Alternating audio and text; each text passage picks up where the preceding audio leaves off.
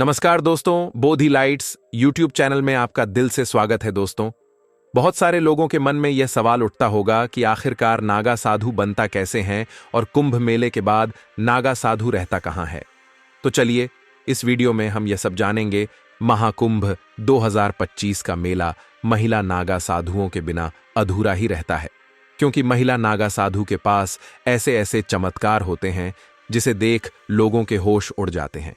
आपने पुरुष नागा के बारे में तो कई बातें सुनी होंगी, पर महिला नागा साधु की बात करने से भी लोग घबराते हैं, क्योंकि यह महिला नागा अपने चमत्कारों को गुप्त रखती है और सिर्फ ईश्वर से संपर्क साधने के लिए ही उनका इस्तेमाल करती है।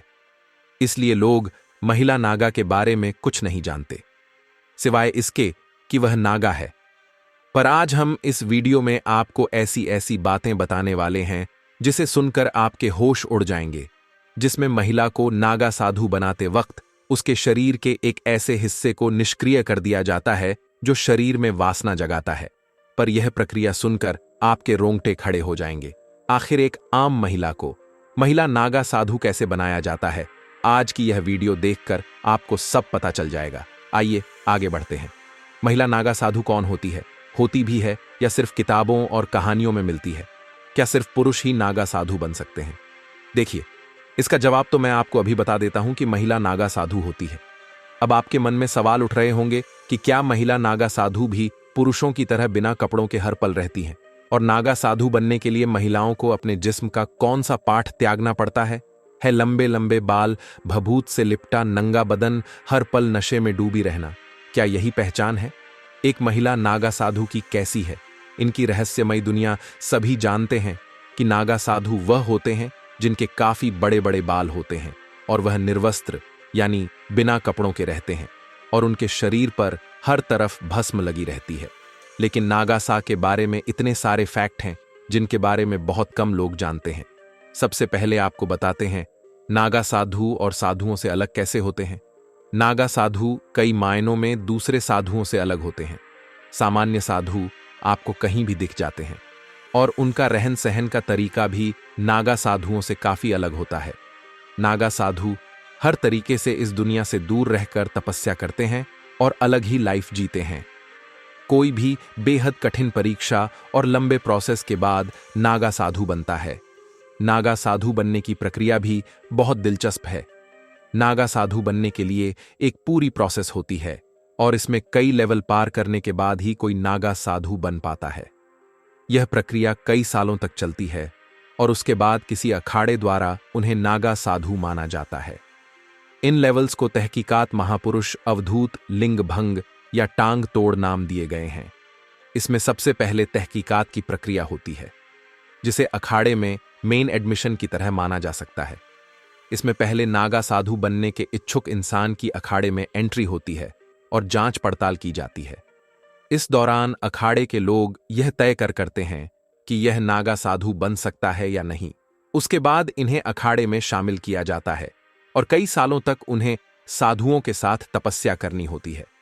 कई साल तक तपस्या करने के बाद जब वह नागा साधु बनने के लिए तैयार होते हैं तो उसके बाद उनकी कई स्तर पर परीक्षा होती है। इस दौरान उनके तप त्याग की जांच की जाती है। पहले की प्रक्रिया ब्रह्मचर्य होती है। इसके बाद उन्हें महापुरुष बनाया जाता है। इस प्रक्रिया में उन्हें रुद्राक्ष दिए जाते हैं जो अक्सर नागा बाबा के शरीर पर दिखाई देते हैं। इसके बाद अवधूत प्रोसेस से गुजरना पड़ता है, जिसमें उन्हें बाल कटवाने पड़ते हैं, मतलब मुंडन होता है और खुद का ही पिंड दान करना पड़ता है। ऐसे में वह अपने परिवार और संसार के लिए मृत हो जाते हैं। इसके बाद वह साधना करते हैं और भगवान में ही लीन हो जाते हैं। इसके बाद एक प्रक्रिया होती है जो अखाड़े में लगे एक खंभे के नीचे होती है। इसी प्रक्रिया में कई रिवाज पूरे किए जाते हैं, जिसमें लिंग भंग की प्रक्रिया भी होती है। इसके बाद उन्हें वासना आदि से मुक्त कर दिया जाता है और उनके लिंग को एक एक तरह से निष्क्रिय कर दिया जाता है। इस प्रक्रिया के बाद नागा साधु बनते हैं और कुंभ के दौरान ही कई गुरुओं द्वारा नागा साधु बनाया जाता है। महिला नागा साधु के बारे में जानने से पहले क्या आपने कभी एक नागा साधु को देखा है? नीचे कमेंट्स में यस लिखकर जरूर बताइए। आपको बता दें कि महिला नागा साधु बनने से पहले यहां महिलाओं को 10 से 15 साल तक कठिन ब्रह्मचर्य का पालन करना पड़ता है। इसके बाद अगर इन महिलाओं के गुरु इस बात से संतुष्ट हो जाते हैं कि महिला ब्रह्मचर्य का पालन कर सकती है, तभी उसे दीक्षा प्रदान की जाती है। नागा साधु बनने के लिए दृढ़ इच्छा शक्ति और सन्यासी जीवन जीने की प्रबल इच्छा होनी चाहिए। महिला नागा सन्यास बनने से पहले अखाड़े के साधु संत उस महिला के घर परिवार और उसके पिछले जन्म की जांच पड़ताल करते हैं। महिला को भी नागा साधु बनने से पहले खुद का ही पिंड दान करना पड़ता है और पुरुषों की ही तरह महिला नागा साधु का भी मुंडन किया जाता है और फिर उस महिला को नदी में स्नान के लिए भेजा जाता है।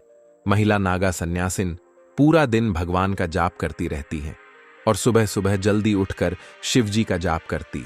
इसके बाद दोपहर में भोजन करने के बाद फिर से शिव जी का जाप करती है और शाम को सोती है। अखाड़े में महिला साधुओं को पूरा सम्मान दिया जाता है। जब महिला नागा सन्यासी पूरी तरह से बन जाती है तो अखाड़े के सभी साधु संत उस महिला को माता कहकर बुलाते हैं। साथ ही सन्यासी बनने से पहले महिला को यह साबित करना होता है कि उसका अपने परिवार और समाज से अब कोई मोह नहीं है। इस बात की संतुष्टि करने के बाद ही आचार्य महिला को दीक्षा देते हैं। आपको बता दें कि महिला साध्वी को पूरी तरह से नग्न अवस्था में रहने की इजाजत नहीं है। वह बॉडी पर एक भगवा कपड़ा लपेटकर रहती है, ठंड हो या फिर बरसात। हर मौसम में यही ही एकमात्र उनकी पोशाक है। तीर्थों में भी महिला साधुओं को नग्न स्नान करने की परमिशन नहीं है। आपको जानकर हैरानी होगी कि कई अखाड़ों में नागा साधु की दीक्षा लेने के लिए विदेशी महिलाओं की संख्या काफी ज्यादा होती है। भारत में जिस तरह नागा साधु इतने कठोर होते हैं और इतनी परेशानियों के बावजूद बिंदास जीते हैं, इसके पीछे क्या वजह है, यह जानने के लिए बाहर के लोगों में काफी दिलचस्पी होती है।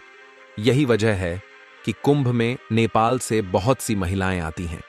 इनमें कई साध्वी ऐसी होती हैं जो गृहस्थ जीवन को त्याग कर साध्वी बन गई होती हैं। जूना अखाड़े में इस तरह की कई साध्वी हैं। इसके अलावा जर्मनी, मॉस्को, अमेरिका समेत अन्य देशों की महिलाएं भी साधु बन जाती हैं। इनमें तो कई ऐसी हैं जो बिल्कुल यंग है, जो पढ़ी लिखी हैं। सच कहूं तो इन्हें हरि भजन के अलावा अन्य किसी से कोई मतलब नहीं। ये सभी साध्वी अखाड़ा के नियमों के मुताबिक ही पहनावा और तिलक से सबका श्रृंगार करती है। दोस्तों, अब जो मैं आपको बताने जा रहा हूं वह काफी हैरान कर देने वाला है। क्या कभी आपने सोचा है कि आखिर यह नागा या महिला नागा साधु सिर्फ कुंभ के मेले में दिखाई पड़ते हैं, लेकिन इसके अलावा इतने वर्षों वह कहां रहते हैं, कैसे रहते हैं? शायद ही आप में से किसी ने इस बात पर गौर किया होगा। नागा साधु हमेशा तपस्या में लीन होते हैं। वह साधना के लिए अखाड़े को छोड़ देते हैं और कंदरा में चले जाते हैं। कंदरा का मतलब होता है पर्वतों में मौजूद सुरंग। इसमें भी कई तरह के नागा साधु होते हैं और जगह के नाम पर उनके नाम होते हैं। जैसे पर्वतों में रहने वाले नागा साधुओं को पर्वतागिरी नगर में रहने वाले साधुओं को, पूरी जंगल में रहने वाले साधुओं को अनन्य कहा जाता है। यह अलग अलग जगहों पर रहते हैं। माना जाता है कि कुंभ से पहले और कुंभ के बाद नागा सन्यासी हिमालय और अन्य पहाड़ों और जंगलों की गुफाओं में बैठकर तपस्या में लीन हो जाते हैं। यह आमतौर पर एक गुफा में कुछ साल रहते हैं और फिर दूसरी गुफा में चले जाते हैं। किसी को मालूम नहीं होता कि वह इन दिनों कहाँ है और क्या कर रहे होंगे। कई बार बहुत से नागा बाबा इन दिनों सन्यासी वस्त्र भी धार कर अलग अलग जगहों पर घूमने लगते हैं। वहीं कुछ निर्वस्त्र बाबा गुप्त जगहों में जाकर तपस्या करने लगते हैं। इस दौरान वह जड़ बूटी और कंदमूल पौधे के साथ जंगलों और पहाड़ों पर होने वाले खाने की चीजों से अपने पेट भरते हैं। वह घूमते भी रहते हैं, लेकिन यह सब इतने सीक्रेट तरीके से होता है कि किसी को पता नहीं चलता। कुछ नागा साधु झुंड में निकलते हैं तो कुछ अकेले ही यात्रा करते हैं। कई बार ये जिस तरफ गुफाओं में बैठते हैं, कई दिनों तक भूखे प्यासे भी बैठे रह जाते हैं। अब आप सोच रहे होंगे कि जब यह नागा साधु अपनी पहचान छुपाकर इधर उधर भ्रमण करते हैं, तो फिर यह करिश्माई तरीके से कुंभ में कैसे नजर आते हैं? कौन देता है उन्हें इस बात की जानकारी? दोस्तों, यही तो राज है। दरअसल हर अखाड़े में एक कोतवाल होता है। जब दीक्षा पूरी होने के बाद नागा साधु अखाड़ा छोड़ साधना करने जंगल या पहाड़ों में चले जाते हैं, तो यह कोतवाल नागा साधुओं और अखाड़ा के बीच की कड़ी का काम करता है। जब कभी कुंभ और अर्ध कुंभ जैसे महापर्व होते हैं तो यह नागा साधु कोतवाल की सूचना पर वहां रहस्यमय तरीके से पहुंच जाते हैं। हालांकि यह किसी को नहीं मालूम कि उन्हें कैसे यह सूचना मिलती है कि कुंभ कहाँ हो रहा है और कब हो रहा है, लेकिन वह जहां कहीं भी होते हैं वह आ जाते हैं। कुछ लोगों का यह भी मानना है कि उनके पास कुछ ऐसी रहस्यमय विद्या या ताकत होती है जिससे वह अपने साथियों द्वारा भेजे गए संदेशों को समझ जाते हैं। कुंभ मेले के दौरान होने वाले प्रमुख अनुष्ठान और धार्मिक क्रियाकलाप। कुंभ मेला न केवल एक धार्मिक आयोजन है, बल्कि यह भारत की सांस्कृतिक और आध्यात्मिक धरोहर का प्रतीक भी है। मेले के दौरान कई महत्वपूर्ण अनुष्ठान और धार्मिक क्रियाकलाप संपन्न होते हैं, जिनका पालन करोड़ों श्रद्धालु करते हैं। यहाँ प्रमुख अनुष्ठानों और क्रियाकलापों का विवरण दिया गया है। कुंभ मेले का सबसे प्रमुख अनुष्ठान शाही स्नान है। यह पवित्र नदियों गंगा, यमुना और संगम में किया जाता है। तिथि शाही स्नान मुहूर्त विशेष खगोलीय संयोग पर आधारित होता है। आयोजन: अखाड़ों के साधु संत, नागा साधु और अन्य श्रद्धालु विशेष क्रम में नदी में स्नान करते हैं। मान्यता: इसे आत्मशुद्धि और मोक्ष प्राप्ति का मार्ग माना जाता है। प्रक्रिया: साधु संत कलश में पवित्र जल भरकर धार्मिक स्थलों पर ले जाते हैं। महत्व: इसे धर्म और अध्यात्म की पवित्रता का प्रतीक माना जाता है। पवित्र गंगा नदी के तट पर भव्य आरती का आयोजन होता है। महत्व: आरती में शामिल होकर भक्तों को दिव्य ऊर्जा और आशीर्वाद प्राप्त होता है। आकर्षण: दीपों की कतारें और मंत्रोच्चारण से अद्भुत दृश्य बनता है। पिंडदान और तर्पण महत्व: कुंभ मेला पितरों के उद्धार के लिए पिंडदान और तर्पण का शुभ अवसर है। स्थान: संगम पर विशेष रूप से यह क्रिया की जाती है। मान्यता: इससे पितरों की आत्मा को शांति मिलती है। ध्वजारोहण विवरण: कुंभ मेले की शुरुआत से पहले हर अखाड़ा अपने अपने ध्वज फहराता है। महत्व: यह अखाड़ों की उपस्थिति और पवित्रता का प्रतीक है। 6 नागा साधुओं का जुलूस विवरण: नागा साधु अखाड़ों के नेतृत्व में पवित्र स्नान के लिए भव्य जुलूस निकालते हैं। आकर्षण: नग्न अवस्था में भभूत लगाए त्रिशूल और डमरू लेकर साधु पारंपरिक मंत्र उच्चारण करते हैं। 7 मंत्र जप और ध्यान साधना विवरण: साधु संत और भक्त कुंभ मेले के दौरान विशेष मंत्रों का जप और ध्यान करते हैं।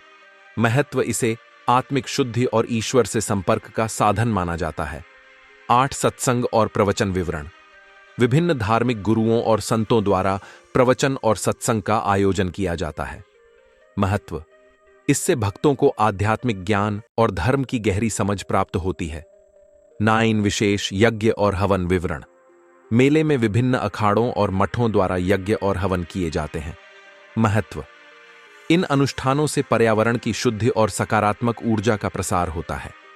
10 भगवान की मूर्तियों का स्नान और अभिषेक विवरण: पवित्र जल, दूध और घी से भगवान की मूर्तियों का गंगा स्नान और अभिषेक किया जाता है।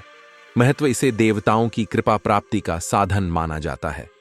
11वीं कथा, वाचन और भजन कीर्तन विवरण: धार्मिक कथाओं का वाचन और भजन कीर्तन का आयोजन होता है। महत्व: श्रद्धालु भक्ति में लीन होकर आध्यात्मिक आनंद का अनुभव करते हैं। 12वीं कथा, संन्यास दीक्षा विवरण: कुंभ मेले के दौरान कई साधु और नागा साधु दीक्षा ग्रहण करते हैं। महत्व: यह एक साधारण व्यक्ति के आध्यात्मिक जीवन में प्रवेश का प्रतीक है। एक रथ यात्रा के संत अपने रथों पर सवार होकर मेले में प्रविष्ट होते हैं। महत्व: यह परंपरागत आयोजन कुंभ मेले का मुख्य आकर्षण होता है। 14 योग और ध्यान शिविर विवरण: कुंभ मेले में योग और ध्यान के विशेष शिविर आयोजित किए जाते हैं। महत्व: इससे मानसिक और शारीरिक शांति प्राप्त होती है। 15 दर्शन और आशीर्वाद विवरण: भक्त मेले में आए प्रमुख संतों और गुरुओं से दर्शन और आशीर्वाद प्राप्त करते हैं। महत्व: यह जीवन को नई दिशा और प्रेरणा देने वाला माना जाता है। कुंभ मेले के दौरान होने वाले यह अनुष्ठान न केवल धार्मिक महत्व रखते हैं, बल्कि यह भारत की समृद्ध आध्यात्मिक परंपरा और सांस्कृतिक एकता के प्रतीक भी है। यह आयोजन भक्तों के लिए आत्मशुद्धि, ईश्वर प्राप्ति और सामाजिक समरसता का एक महान अवसर प्रदान करता है। दोस्तों, आपको यह वीडियो कैसी लगी? आप हमें कमेंट सेक्शन में जरूर बताना, और अच्छी लगी हो तो इस चैनल को सब्सक्राइब जरूर कर लेना।